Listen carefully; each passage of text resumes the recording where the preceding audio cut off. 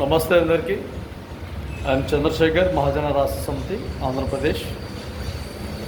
చాలామంది పల్లెల్లో గ్రామాలలో చదువుకొని ఒక ఉన్నత స్థితిలో చేరి ఉద్యోగాలను చేసుకుంటూ జీవిస్తూ తర్వాత వాళ్ళు పెళ్ళిళ్ళు మ్యారేజ్లు చేసుకుంటూ మంచి అభిప్రాయాలతో గ్రామాలలోనే స్థిరపడాలని అనుకుంటారు చాలామంది వ్యక్తులు.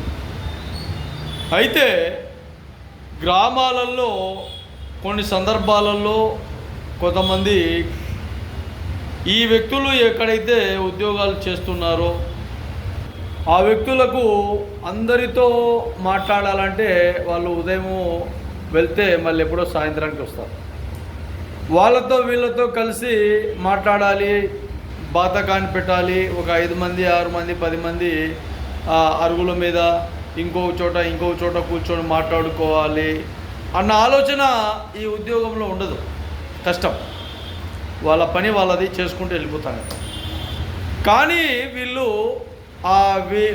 ఉద్యోగస్తులను కొంతమందిని ఎగతాళిగా మాట్లాడేది, కొంత మనతో కలిసి రాలేదు, వాడికి ఉద్యోగం వచ్చిందని రకరకాలుగా లెవెల్గా ఉన్నాడు అనుకోవడం, మహిళ అయినా జెంట్స్ అయినా ఇలా వాళ్ళ మాటలు సూటిపోటి మాటలుగా ఉన్నాయి.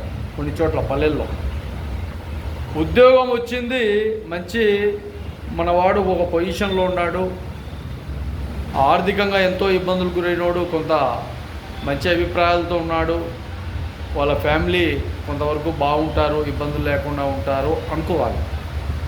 ఉద్యోగాలు వచ్చినా కూడా కొంతమందిలో ఈర్ష్య,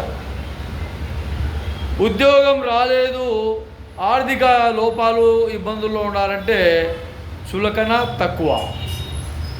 మరి బాగా చదువుకున్నాడు, చదువు సంధ్యలతో ఒక ఉద్యోగ అవకాశాలు తెచ్చుకున్నాడు అంటే ఇవి ద్వేషాలు, రకరకాలుగా ఇబ్బందులు.